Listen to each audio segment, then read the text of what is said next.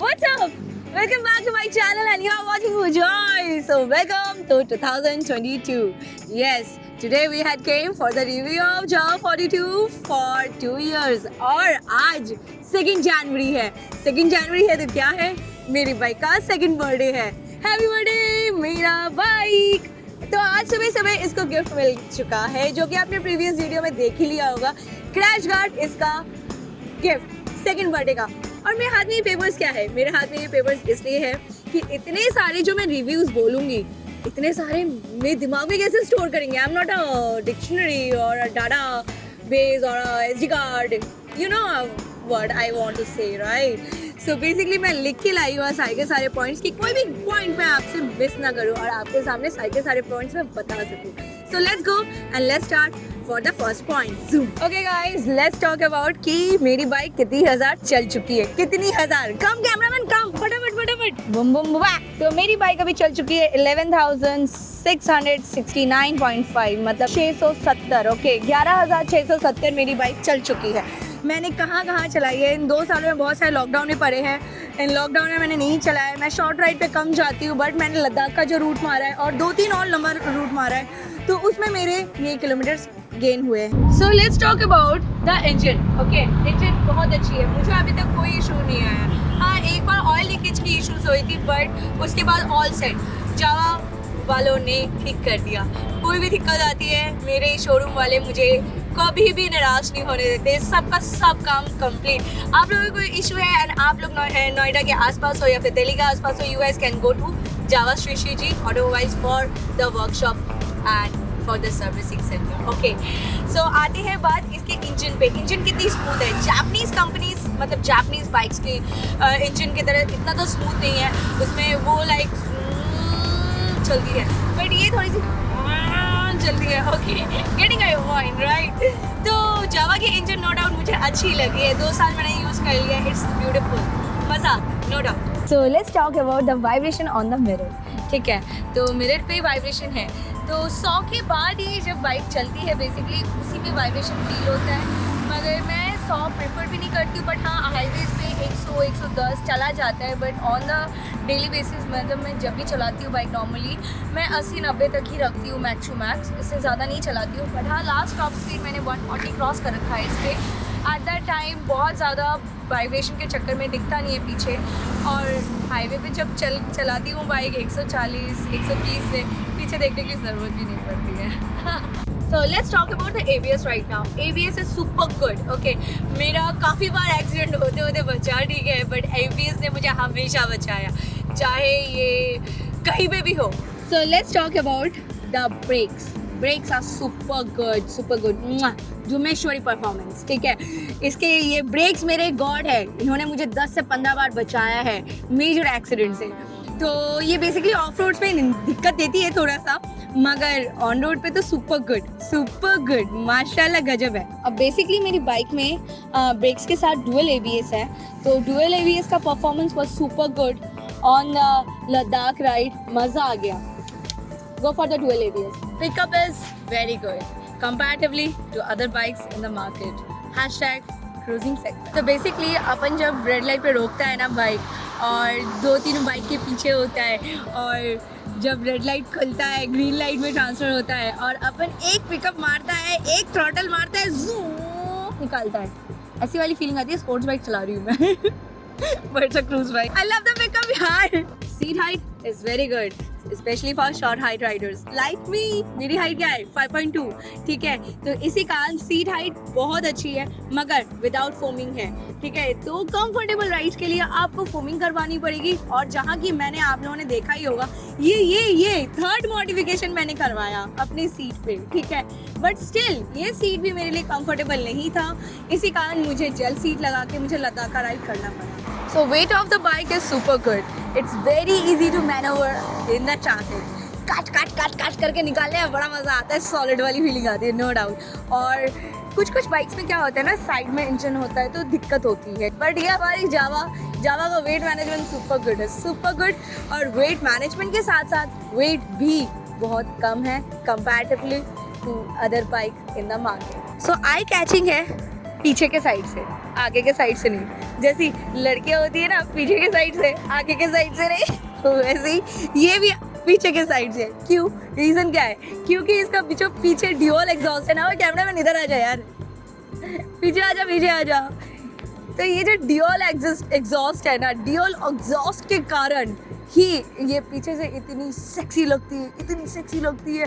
और मेरी बाइक निकल गई ना, तो ऐसे ही देखेंगे, पीछे से ही देखते रहेंगे कि ये कौन सी बाइक है ड्यूअल एग्जॉस्ट के साथ। और कुछ लोग तो ये भी बोलते हैं, पूछते हैं, रोक के पूछते हैं कि कौन सी बाइक, नाम बता दो, ड्यूअल एग्जॉस्ट, दोनों एग्जॉस्ट काम करती है। बहुत फनी मोमेंट होता है बट मज़ेदार होता है। हाँ, दोनों एग्जॉस्ट काम करती है। तो बेसिकली ये कम्यूट बाइक है कि नहीं? हाँ, कम्यूट बाइक है, मगर सिटी के लिए इसका जो माइलेज आपको मिलेगा 28 से 30, एक्सपेंसिव ऑन द बजट, ठीक है। But for the touring segment it's a good bike. 32 से 35 किलोमीटर पर लीटर, नॉट आवर इस बार, ठीक है। पिछले ब्लॉग में आप लोगों ने बहुत कमेंट करके बोला था मुझे कि मैंने पर आवर बोला है, पर लीटर नहीं। तो इस बार मैं पर लीटर बोल रही हूँ, पर आवर नहीं, ठीक है। तो आपको यहाँ पे 32 से 35 का आपको टूरिंग पे माइलेज मिलेगा, which is very good. But for the daily commute ये माइलेज थोड़ा सा एक्सपेंसिव है हम लोगों के लिए, हम लोगों के बजट के लिए। हाँ, बट आपकी सैलरी पैकेज यदि अच्छी है, गो फॉर इट। हाँ। तो बेसिकली हमें जावा में लिक्विड कूल इंजन मिला है हमें। यहाँ पे यदि एयर कूलिंग इंजन होता हमें बहुत दिक्कत होती है। ये जो लॉन्ग राइड करते हैं विदाउट एनी स्टॉपेज, उसमें हमें बहुत दिक्कत फेस करने को मिलता है। अच्छा हुआ जावा वालों ने हम लोग को लिक्विड कूलिंग इंजन दिया, इट्स वेरी गुड। मुझे तो पर्सनली बहुत पसंद है। बट हाँ, रेडिएटर से जो ये हवा पीछे की तरफ फेंकता है, ऑब्वियसली पीछे की साइड ही फेंकेगा क्योंकि आपकी बाइक स्पीड में आगे जा रही है, तो पीछे की तरफ ही एयर प्रेशर आएगा। तो एयर प्रेशर जब पीछे आता है तो गर्म हवा भी जाएगा पीछे। इसी कारण आपको फुल पैंट पहनना पड़ेगा, बूट्स पहनना पड़ेगा। हाफ पैंट पहन के या फिर चप्पल पहन के मत चलाना bike, it will burn your legs. Okay, ये जो जावा है, जावा का जो लोगो है, ये शो इट, जावा का ये जो लोगो है ये स्किन पे चिपकने के चांसेस रहते हैं। मेरे एक फ्रेंड का चिपक गया था और जावा टैटू बन गया था। So don't wear any kind of shorts, wear full pants. Yes, it's a commutable bike. Short height है पहली चीज़, दूसरी चीज़ वेट मैनेजमेंट अच्छा है, तीसरी चीज़ वेट सही है, ठीक है, और पेट्रोल का माइलेज भी ठीक है। तो इन चारों टॉपिक के साथ आप डेली राइड कर सकते हो, अपने घर से ऑफिस तक, ऑफिस से घर तक, या फिर गर्लफ्रेंड के घर तक, अपने गर्लफ्रेंड से अपने घर। सो बेसिकली बोले तो ग्राउंड क्लियरेंस लोगों को दिक्कत पड़ता है, स्पेशली जिनका हैवी वेट होता है उनको तो ज़्यादा दिक्कत पड़ता है। और बट मेरा वेट कम है तो मुझे उतना फेस नहीं करना पड़ा है इशू। बट जब मैं पिलियन राइडर को बिठाती हूँ या फिर मेरे पास सैडल बैग होता है, इसको मतलब वेट होता है पीछे के साइड, तो थोड़ा सा लगता है।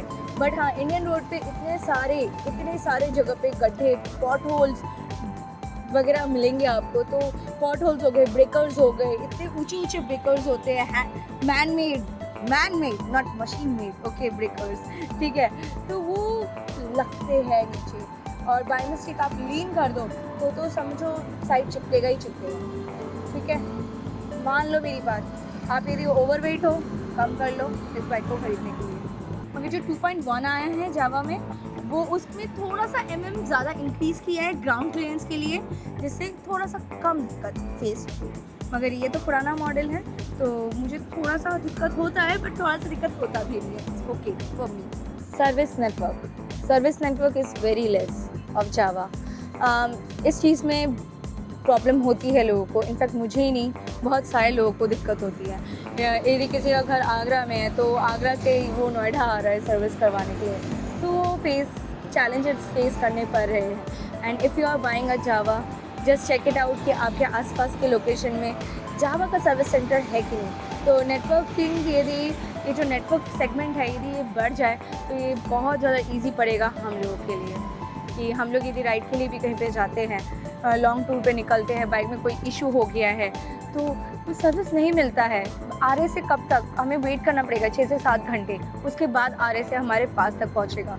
So it's a little bit tough issue. तो basically spares availability is a big task actually over here.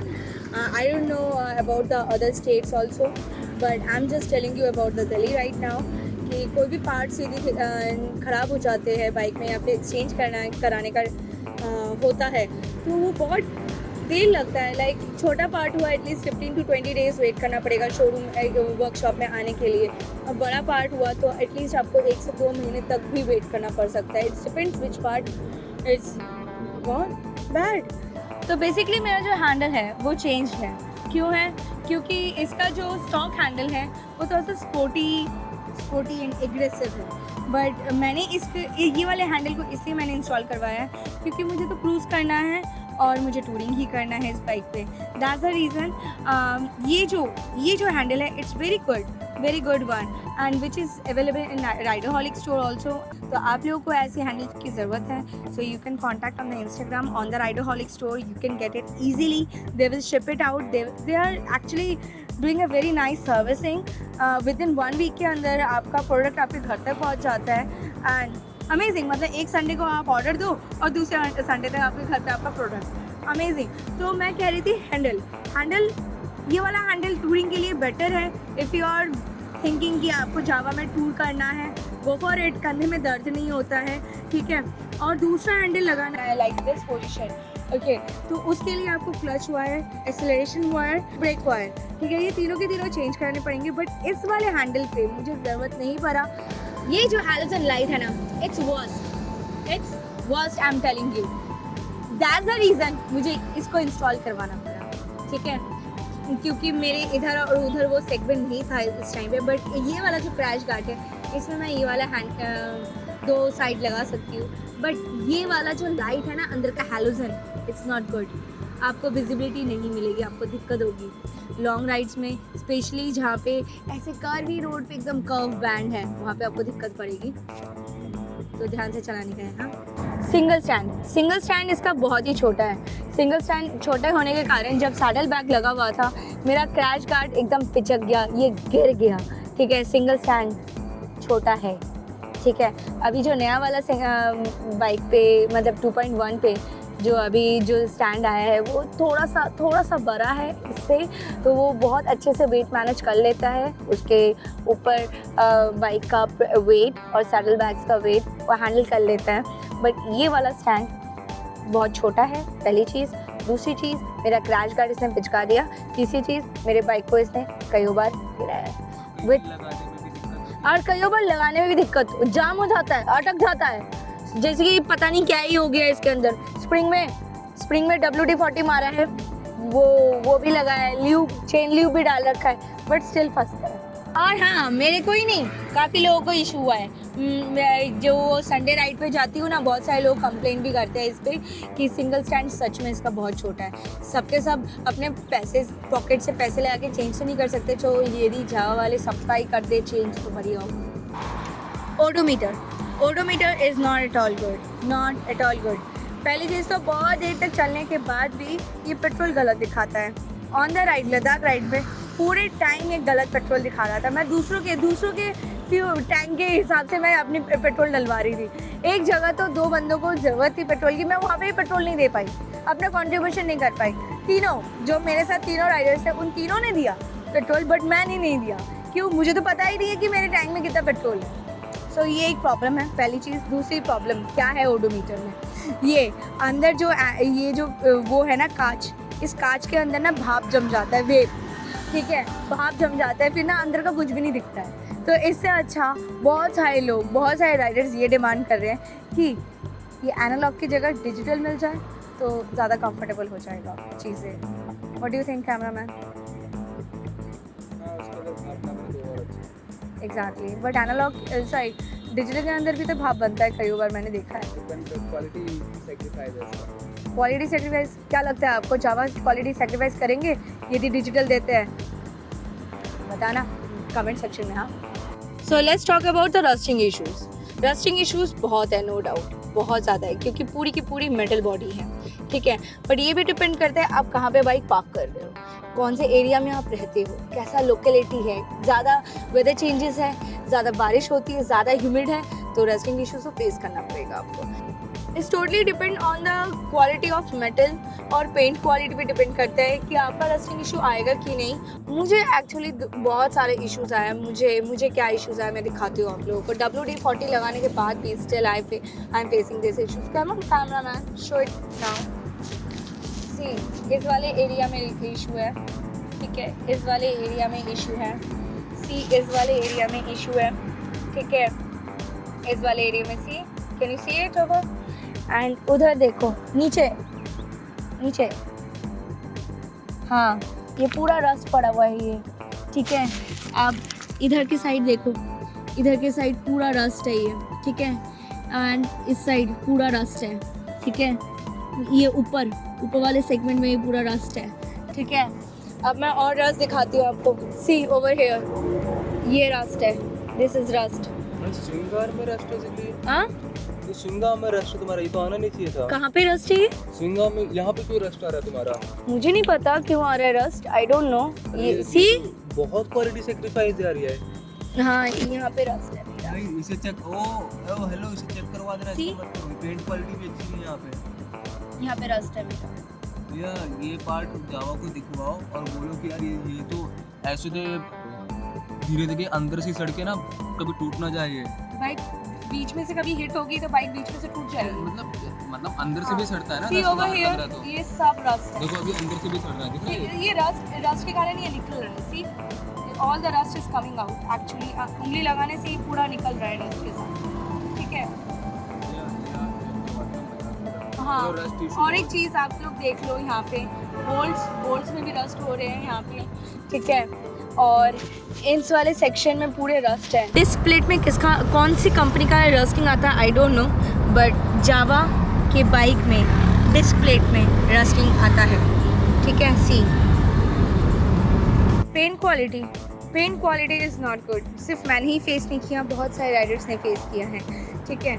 इसके ऊपर लेमिनेशन था, ठीक है, 2 साल तक, अभी रिमूव हुआ है कुछ टाइम पहले ही। तो उसके बाद मैंने ये चीज़ नोटिस की है कि कुछ जगह डॉट्स आ रहे हैं, लाइक दिस एंड दिस, ठीक है। तो I am feeling like paint quality जैसी होनी चाहिए थी उतनी नहीं है जितनी अच्छी होनी चाहिए थी। कहीं ना कहीं कॉम्प्रोमाइज़ है पेंट क्वालिटी के साथ।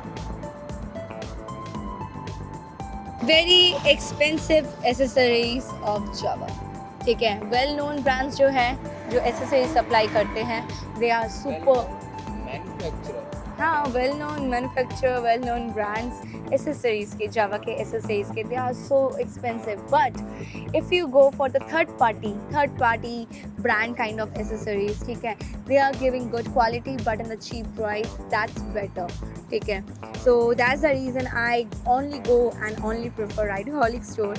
और बहुत सस्ता प्रोडक्ट मिलता है, क्वालिटी अच्छी होती है और सर्विस। तो इफ़ यू आर थिंकिंग कि जावा का जो भी एसेसरी है आप शोरूम से ले लेंगे या फिर कोई बड़े मैन्युफैक्चरर से ले लेंगे, it will cost your budget, okay. Clutch बहुत टाइट है, ग्लव्स टाइट सा एक पहनने के बाद, एकदम स्नैप फिट ग्लव्स पहनने के बाद आप क्लच को ज़्यादा देर तक होल्ड नहीं कर सकते हो, आपके हाथ पूरे लाल हो जाएंगे।